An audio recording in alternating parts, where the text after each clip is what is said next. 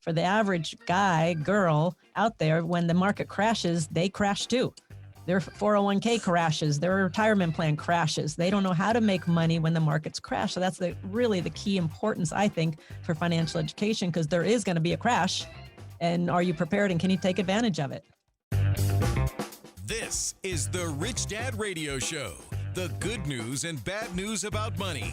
Here's Robert Kiyosaki. Hello, Rich Dad Radio Show. The good news and bad news about taxes.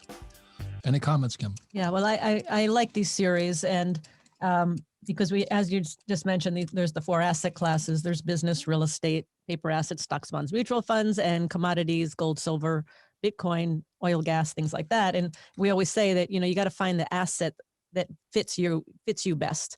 So we always recommend go look at all the different asset classes, see what one fits you best. And then the next piece of it is taxes, because everything is taxed differently depending on how you buy. Real estate can be taxed different ways depending how you buy and when you sell. Same as paper assets, same as commodities. We've got 2 great experts, and you'll know now why they are our Rich Dad advisors, because they do advise us, and they advise us well, and they take us far in the, you're going to hold up your quadrant. They take us far in the B quadrant as well as the I investor quadrant. B is for big business, I is for investor. And that's where we all like to play. For entrepreneurs, big business, we have brands, and I is we do most of our money in real estate. And then we save gold, silver, Bitcoin, and other commodities. One last thing I want to say this because Jim Rickards brought it up the other day. He says the most misused word is diversify. When a financial planner tells you diversify, they really are saying diversify. So you'll say, well, yeah, I'm diversified. I have oil, I have gold, I have real estate, but they're all in paper assets. And there's a difference between paper assets and real gold, real silver, real estate, and real businesses. So a stock is not a real business. It's a share of a business. It's a derivative of a business. So when these effing financial planners tell you you diversified, they're lying to you. Just because you have a paper asset and one of them doesn't mean you're diversified. And that's what Rickards was saying. He said, and especially given in these times and where we're going in the future, he said the best assets to be in today, this was according to Rickards, Jim Rickards, was real estate, gold, silver. He doesn't like Bitcoin. I like Bitcoin. He's not a Bitcoin fan. Anyway, with that, we've had Tom introduce. Kenny, introduce yourself, please, to the gang here. And, Kenny is our go-to guy because without him, we wouldn't have made so much money. So it's a combination of Tom and Kenny. You can't do this well, at least I can't.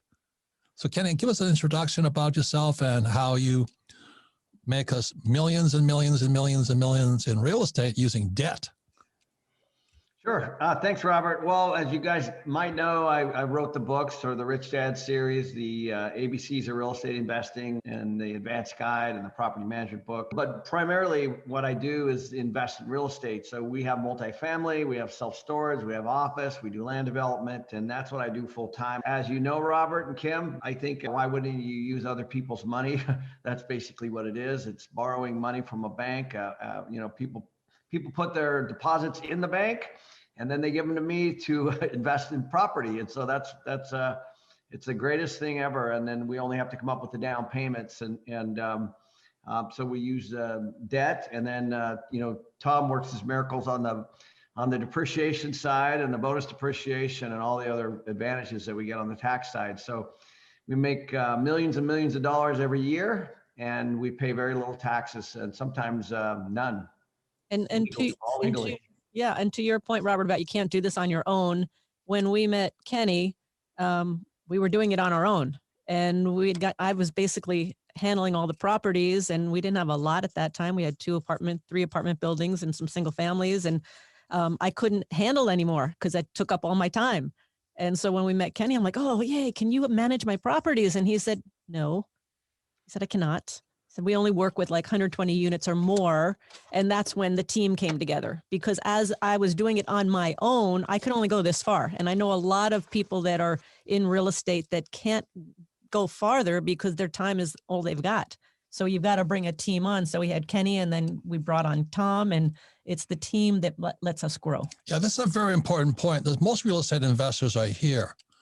You know, they have a duplex or a fourplex, and then property management gets them. Yes. And so what Kenny said to Kim nearly broke our heart. Kenny said,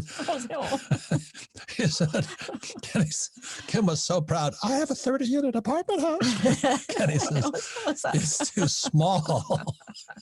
So not that you can't do the same tax laws, but Kenny can't manage it because in real estate, unlike stocks, see, the reason stocks are good or paper is good is there's no management. But real estate is management, and Kenny comes from the management style. So when Kim and I met him 20 years ago, he was like godsend to us. This guy can manage property. And unless you've been in real estate, you don't know that is the Megillah. If you can manage real estate, you got it, right, Kenny? Yeah. In fact, even when somebody's giving you money, it doesn't matter who, that's the number one question they ask. Who's your team? How are you going to manage it? Who's going to manage it? Who are they? What's their experience? And so it's the most important thing, because handing somebody money is not that hard, but then having that money produce is hard. Yes. So Yep. Kenny, how did you get started? I mean, you started as a management guy, right? Yeah, I did. I started, I was in college, trying to, not rack up a lot of student debt, even though I had some, and I was managing a property, and I was getting paid a whopping $600 a month, and I got a free 1-bedroom, and I was managing an apartment building in downtown Seattle, and I liked it. I actually really liked the business, and I felt like it was really horribly managed when I moved in, and I was like, well, if I just get people in here that can pay rent and I can clean this place up, it'll be a lot less work for me. And I did that, and then the owner came over about 3 months later, and he's like, hey, thanks for cleaning this place up, and income's up, place looks great. And I was like, I need to be on that side of the desk somehow. So that's when I started to had my mind shift, is like, okay, how do I buy these and then apply these same management principles? And as you know, I've been in the management business. We still have a management company. I really, really, really love the business.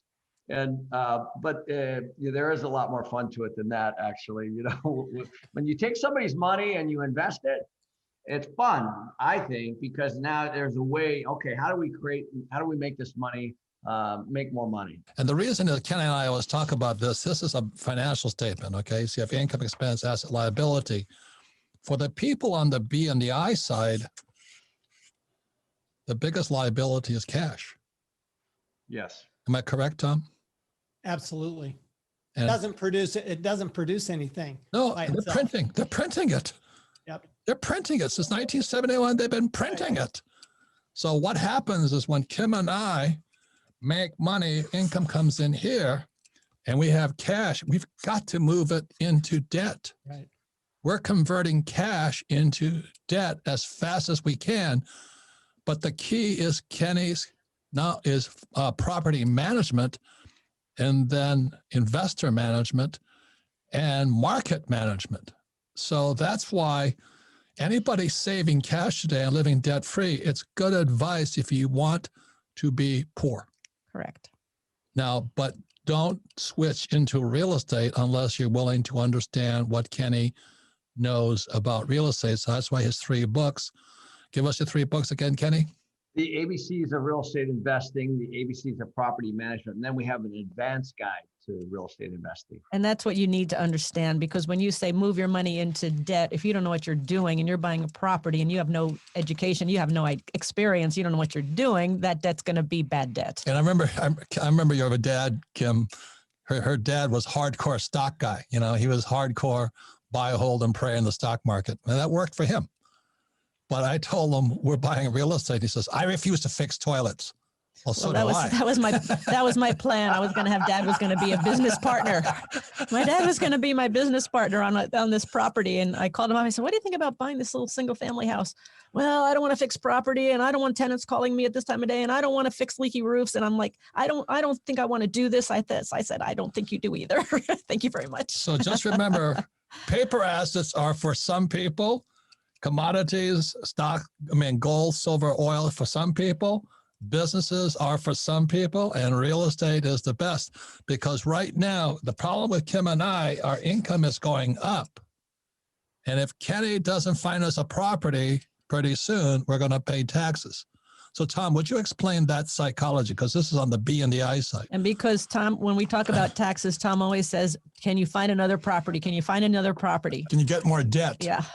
Right. So you have to start with the premise, of course, as we've said on the other episodes, that the tax law is a series of incentives to do what the government wants done. And one of the things the government wants done is they want housing built, okay? And they want commercial property built. So what they do is they say, well, we'll give you a tax benefit so that you're willing to go and risk your money, put in the effort and the time to go get, and to borrow money as well, because the government, of course, wants you to borrow money because that increases the amount of cash in the economy. And so it's all good for the economy. So what happens is that the benefit that they give is what's called the primary benefits, what's called depreciation. And depreciation is magic. Okay, because while your property is going up in value and you're increasing your rents, you're actually getting a deduction for more than what you paid, because you get a deduction not only for the amount of money you put in, but you get a deduction for the amount of money the bank put in. So the debt is important, you know, from a return standpoint, but it's also important from a tax standpoint. So critical that you understand debt if you're going to get into real estate and get the tax savings that you guys talk about. So let me show you in a picture. Okay. So let's say Kim and I have $1 million coming in from our businesses. It's a liability to us because they're printing more money today. So I want to take this $1 million over here. I want to give it to Kenny. He's going to amp it up to 10 million. And exactly as you said, because the government wants you to borrow money, because the dollar became debt in 1971 when Nixon took the dollar off the gold standard. They dropped the interest rates because they want you to borrow money. If they don't want you to borrow money, they'll raise interest rates. It's really that simple. So let's say it goes to 1 million here to 10 million here. What that does is reduce taxes here. Is that correct, Tom? Right, because that $1 million is not just a liability because they're printing it, but it's a liability because there's $400,000 of taxes associated with that $1 million of income. And really one of the best ways to get rid of that $400,000 tax liability is to take that money and convert it into real estate, because then the government gives you this big deduction for your money, for the bank's money, and it offsets that $1 million of taxable income. Your taxes go away. So that's why, you know, Kenny hears a panic in our voices all the time. Kenny, have you found another property yet? Because if he doesn't find any property, Tom is going to make me pay taxes. Is that correct, Tom? The IRS is going to make you pay. I'm going to file the tax return. And just to be clear, really clear here. And also to be clear, this formula is not just a U.S. formula. This formula is worldwide, correct? It is. The U.S. right now has the best tax laws in the world when it comes to real estate. There's no question. But every country allows depreciation on investment real estate. So what do you have to say? Because this is why we're always calling you. We have too much cash. You've got to provide this for us so we can go into debt here and we can reduce taxes. Does that fit your psychology, your belief system? Oh, yeah. I mean, Tom always says it perfectly, in my opinion. He says, if you want to see what the IRS wants, just look at their codes. And what the IRS wants us to do is invest in housing, period. And that's why we have. That's why we get the benefits from it. So we invest that money, we get the debt from the bank, and we're beating inflation. And then with depreciation and other things, we're actually able to take that money out tax-free. So we're getting income. So we're investing our money, we're getting our income tax-free. And if it's a value add deal, which you guys have been involved in a lot of with us, you know, then you actually get your money back. And then we have, of course, what we call infinite return, which is you've now gotten your money back and you've paid no tax, and that's a cash out refi. So you don't pay any tax on that, and you still get income. So you give me money, I give it back, and you pay tax legally, over that depreciation amount only. So let me explain what he just said. So this $10 million property, it's throwing income here. cash flow. Let's say it goes up to 20 million. What Kenny's talking about is we borrow out the gain, and that comes to us tax-free, but that's now tax-free money. So we go from 10 million to 20 million due to inflation, or what you want to call it. Well, I call that forced equity. So I buy a property at 10 million with the idea of bringing it to 20 before I buy That's it. the value add. Yes. I already know how I'm going to do it. It's not just market driven. We're actually doing things to make it worth 20. Yeah. So when Kenny pitches the deal to us, we already know we're going to put $1 million here. It's going to go to 10. It's going to go to 20. We're already getting income from the property. When the property goes to 20, we borrow out the 10 tax-free. Is that correct, Tom? Well, that's right. And then you borrow out the 10, but then you reinvest that 10 into new property, because you've got to constantly be investing in real estate. That's why I'm always after you guys. Look, you're making money. We need to constantly be reinvesting that money into real estate. And that's really how this system works. Now, real estate, let me say one last thing on the importance of real estate from a tax standpoint. It is one of the few places where you can actually reduce your taxes today and never pay taxes in the future. Now, you've got to have the right financial education. You've got to have the right tax advice, but you can literally eliminate your taxes from your business today and never pay tax on the income from the real estate in the future, even when you sell the real estate. I mean, it's unbelievable, the tax benefits in real estate. They don't teach you this in school, but they'll tell you put your money in a 401k, which to me is a loser's game, but it's better than nothing. And don't do this at home if you don't know anything about real estate, because property management is the hardest part of this game. So when we come back, we'll be going more into why real estate is, in my opinion, the best income, especially if you don't want to pay taxes. We'll be right back. $40 trillion, that's what America owes, and it's climbing every single day. Jim Rickards, one of the smartest financial minds alive, is predicting $200 an ounce for silver, $10,000 an ounce for gold. Robert Kiyosaki tweeted that recently, and then he said, silver is the best choice right now. Not stocks, not bonds, not cash, silver. And Robert's question to every person listening right now, what are you doing about it? Because here's the truth most people won't say out loud. Savers of cash are the biggest losers. Every dollar sitting in your savings account is losing value right now, every single day, while the government prints more of them. The rich have known this forever. Robert has been buying silver since 1965, gold since 1971. Not ETFs, not derivatives, the real thing. And right now, silver is still sitting under $100 an ounce. If Rickards is right, that's not a small opportunity, that's a life-changing one. Priority Gold created the free Rich Dad Wealth Kit to help you take the first step. 3 guides, gold, silver, wealth defense. Move your IRA or a 401k into real assets, tax and penalty free. Visit richdadlovesgold.com right now. Again, richdadlovesgold.com, or text GUIDE to 24999. $40 trillion in debt. Silver under $100. Actions speak louder than words. What are you doing about it? Visit richdadlovesgold.com right now. Again, richdadlovesgold.com, or text GUIDE to 24999 to get your free Rich Dad Wealth Kit.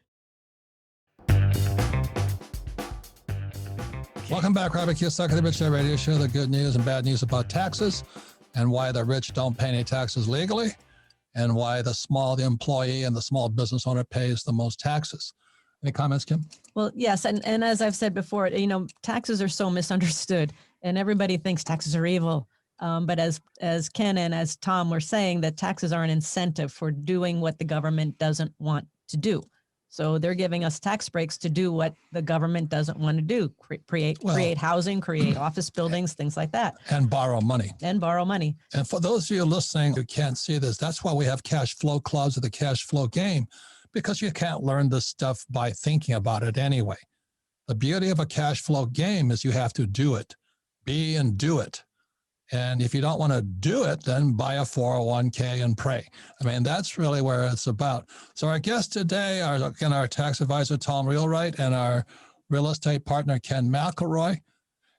because Ken has made us wealthier over and over and over again. In 2008, when the market crashed, we all thought we died and went to heaven because the real estate prices dropped, but so did interest rates. And so as soon as the market real estate dropped and interest rates dropped, Kenny says, I'm going to borrow $300 million. And when Kenny builds into his business plan that he's going to take that he's going to make the property more valuable, and we're going to borrow out the equity. We don't have to flip the property. So when we borrow out the equity, again, we don't pay any taxes. Any comments on that, Tom?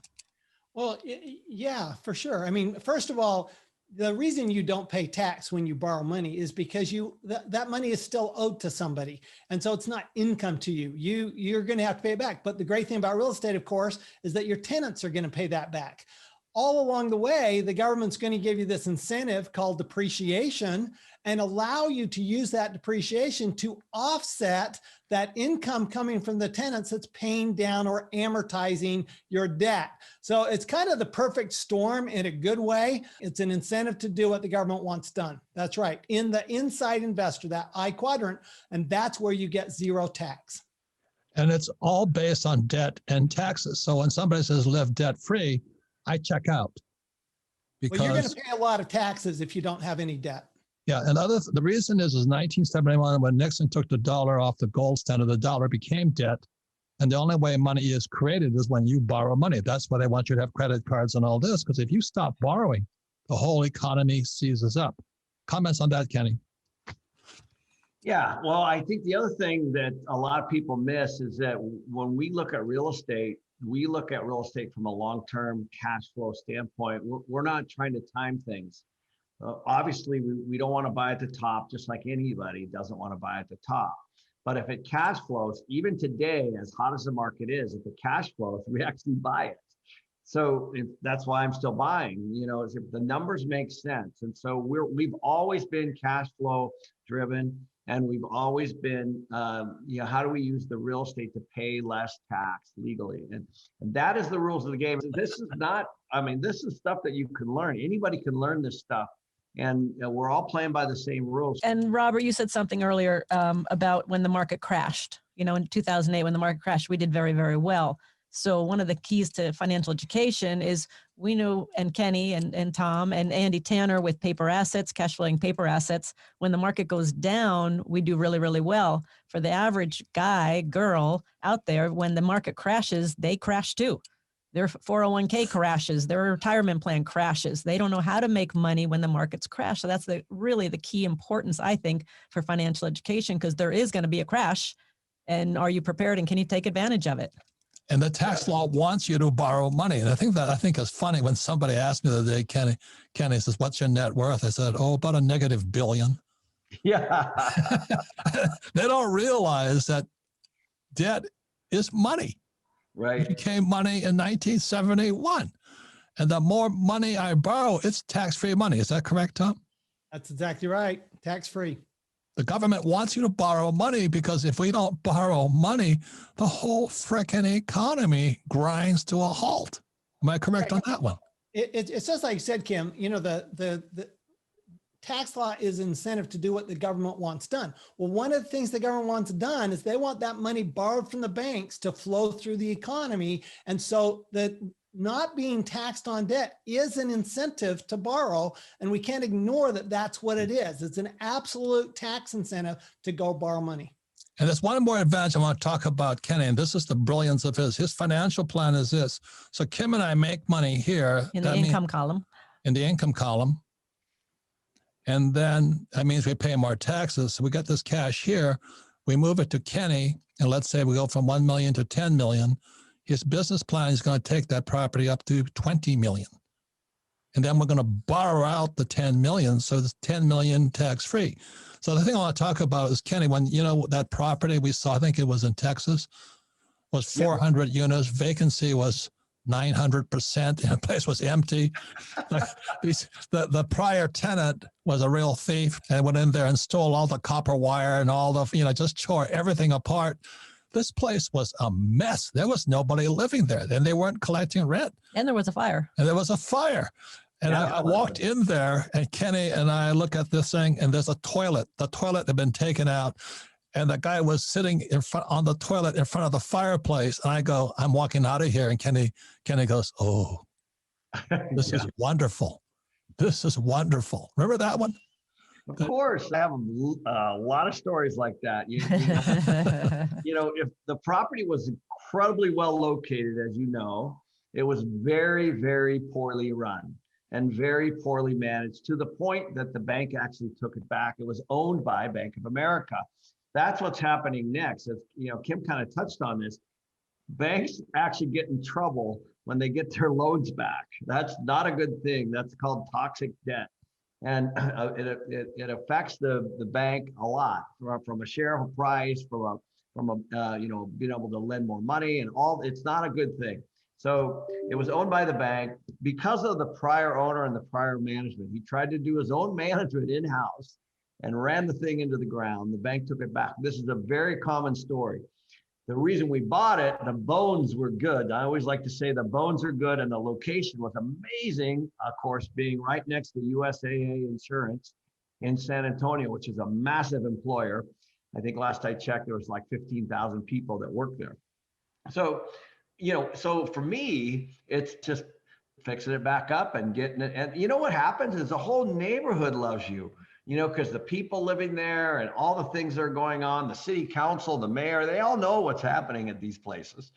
And so when you go in and buy something and infuse new life into it and fix it up and get better people in there, and the thing starts humming along and running the way it's supposed to run, the whole community embraces you.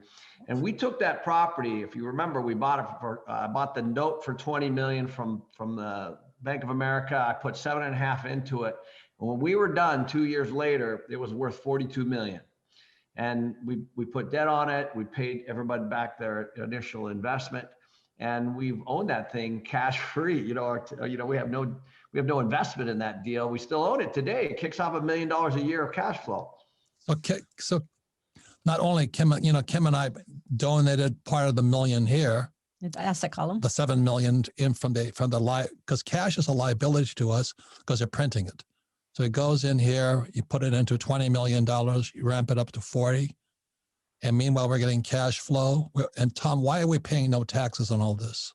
Well, because first of all, you're paying no tax on the debt because you're going to pay that back. Second of all, you're not paying tax on the income from your business because the depreciation from the real estate is offsetting that income. So here's the thing. It's the income from rich dad. Right.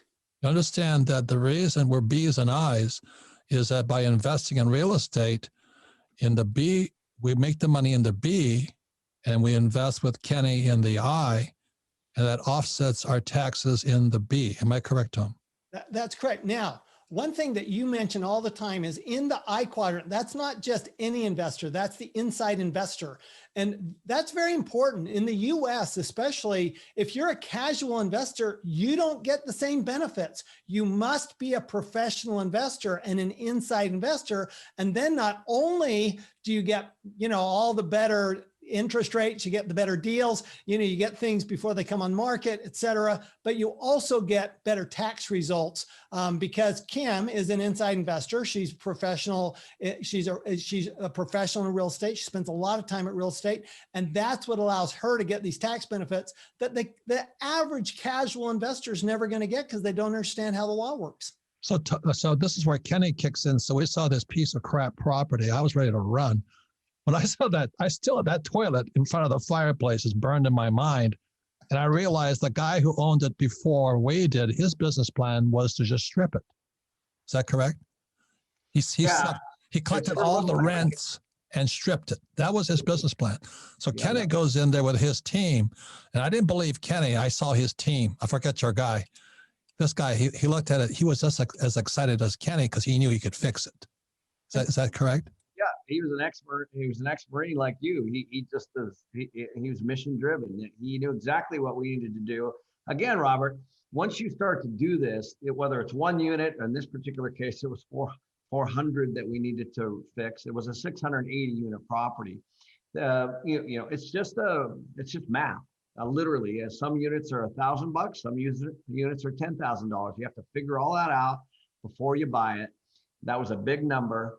That's why we raised all that extra money. And the bank wants that. The community wants that. Everybody wants that. Everybody wants somebody to, it's no different than if it's a house in the exact same condition.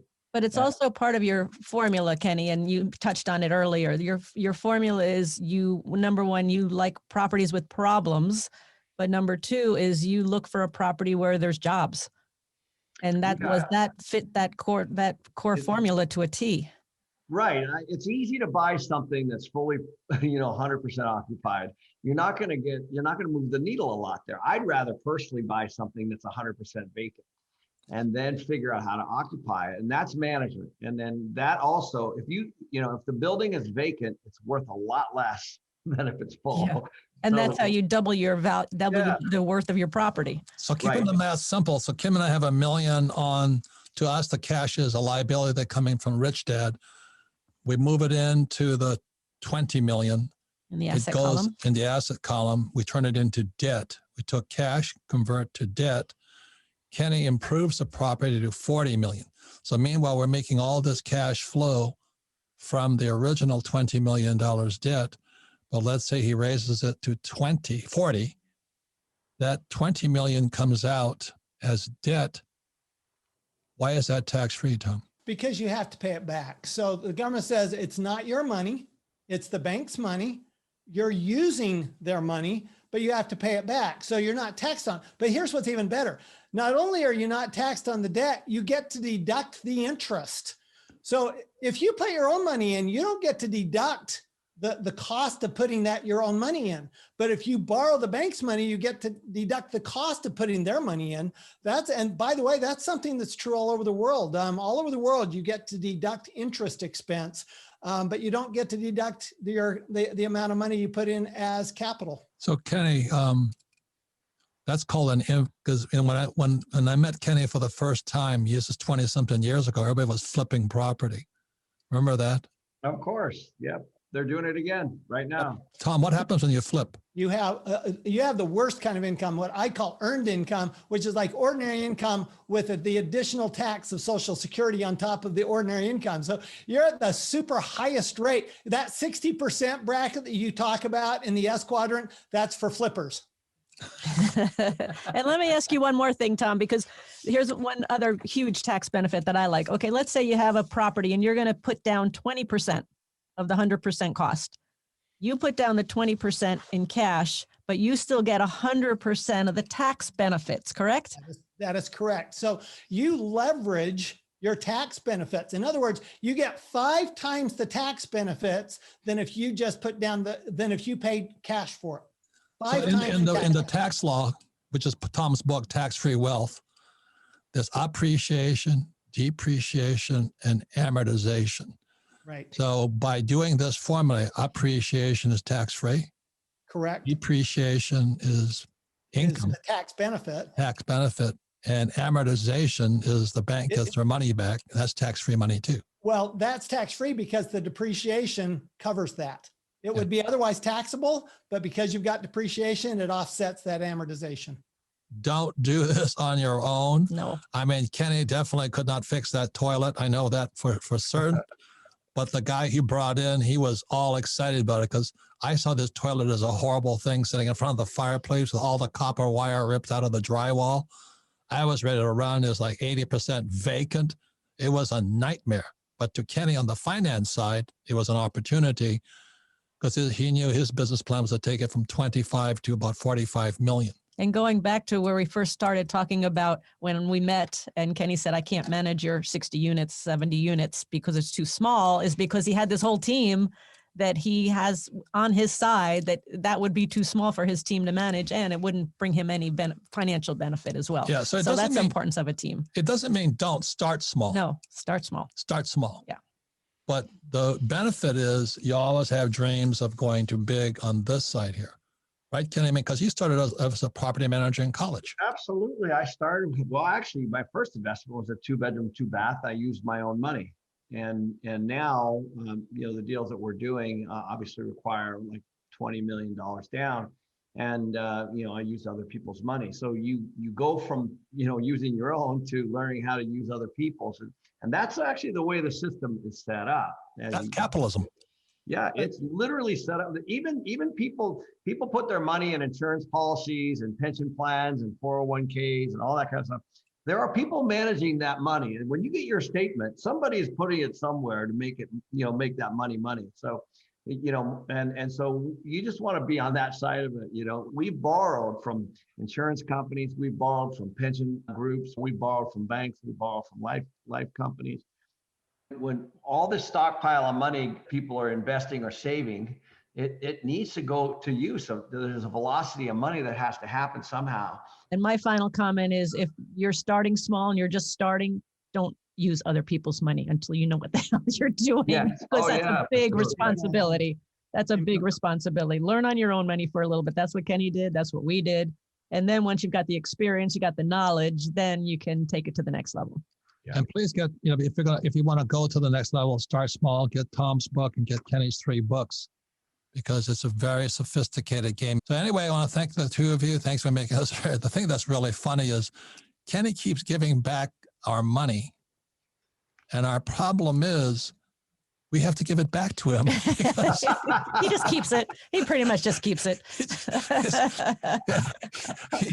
goes in the left pocket and comes out the right. all the time, in and out. So Kenny says, I have 10 million for you. So where are we going to put it? Yeah. Because if I take that money, it becomes tax.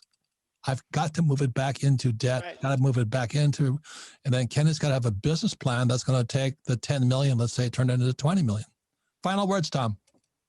This is a complex game, so don't think it's that simple. I would echo your point, Kim. Start with your own money, start with your small deals. But remember that as you get more experience and more education, you're going to need up your team as well. I mean, you guys, let's face it, you haven't always had me and Kenny on your team. So you had to up your game too. And as you upped your game, you had to increase the level of your team members. And that's critical, because not everybody, you can pay a lot of tax and still own real estate if you don't have the right team members. Correct. Great point. Ever notice how passive investments somehow turn into a very active lifestyle? Active spreadsheets, active phone calls, active stress. Here's a better question. What if you could buy brand new construction homes up to 10% below market value in the best markets across the country without making real estate your second job? That's exactly what Rent to Retirement does. They're a full-service turnkey investment company handling everything for you. In some cases, investors get as much as 50 to 75% on their down payment back at closing, plus interest rates as low as 3.75%. Schedule a call with them by going to landing.renttoretirement.com/richdad. Final words, Kenny. Thanks for your time today, because you're putting another big deal together, and please Yep, put it together, because I don't want to pay any more taxes. Well, first of all, I want everybody to know that we all kind of started without knowledge, all of us. Even on this call here and this Zoom, and I didn't know how to do any of this stuff in the beginning, and I just learned, and I said, well, if that person can do it, how did they do it? And I was surrounded by family members and friends that they just said, you can't do that. There's no way to do that. And I learned how to do that. And now they're like, how did he do that? And so the point is you have to surround yourself with people that know how to do it, ask a lot of questions. That's definitely achievable. Yeah. And I think the best statement you made was when you did a good job managing that guy's property, but the check went from you to him. It did. It went the wrong way. Talk about a wake-up call. Yeah, Bob? I know. I increased the value of his real estate a lot, which was my job, by the way. I'm glad I did it, and I'm proud that I did it. He was happy. I was happy. But, he got the benefit. Yeah, and the tax breaks. Yeah. So anyway, thank you guys, and we'll be right back. Tom. Thank you, Kenny. Welcome back. Robert Kiyosaki, the Rich Dad Radio Show, the good news and bad news about money. This one was debt and taxes, why the government wants you to get into debt. And so anybody says live debt free. That's another point of view. We don't do that. Any comments, Kim? Yes, this was a great show. Really appreciate it. Always appreciate talking to Tom and to Kenny, because I always learn something, because Kenny's always working on something and Tom's always learning more about what is happening in the tax laws. But I think Kenny said it really, really well. He said all of us, when we started in real estate, we didn't know anything. We knew very little. You had your rich dad's knowledge, but then you had to put it into practice. So a lot of what we were talking about today was some advanced things in terms of infinite returns and raising money. Just want to say, if you're just starting, start small, use your own money, learn, get the experience, get the knowledge. I learned because the one thing I learned the most on was this one property we bought in Scottsdale, Arizona. It was 18 units, and I inherited the property managers. And they were brilliant, and they lived on the property, and they taught me property management. Had I not had that property, then I would not have learned anything. So understand what level you're at, and get Kenny's book, actually all his books, the Rich Dad, ABCs of real estate. The ABCs of real estate, the ABCs of property management, and the Advanced Guide to Real Estate Investing. And Tom Wheelwright's book is Tax-Free Wealth. So I would highly, highly, highly recommend reading those. How big was your first deal? 2-bedroom, 1 bath. How much? $45,000 US. How much did you make? $25 a month. Yep.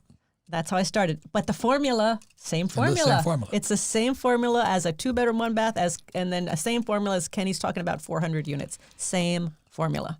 And what I did is, when I came back from Vietnam, I wanted my rich dad to teach me. He says, that's not his job. He says, you got to go learn. So I took real estate classes. And my first class was on infinite returns. So my first property was in Maui, on the island of Maui. And it was a 1-bedroom, 1-bath condo, was $18,000 down. And my job was to buy it with no money. So I put it on my credit card. I borrowed $1,800. I put that was $18,000. I put 10% down, and I made $25 a month. But I understood infinite returns.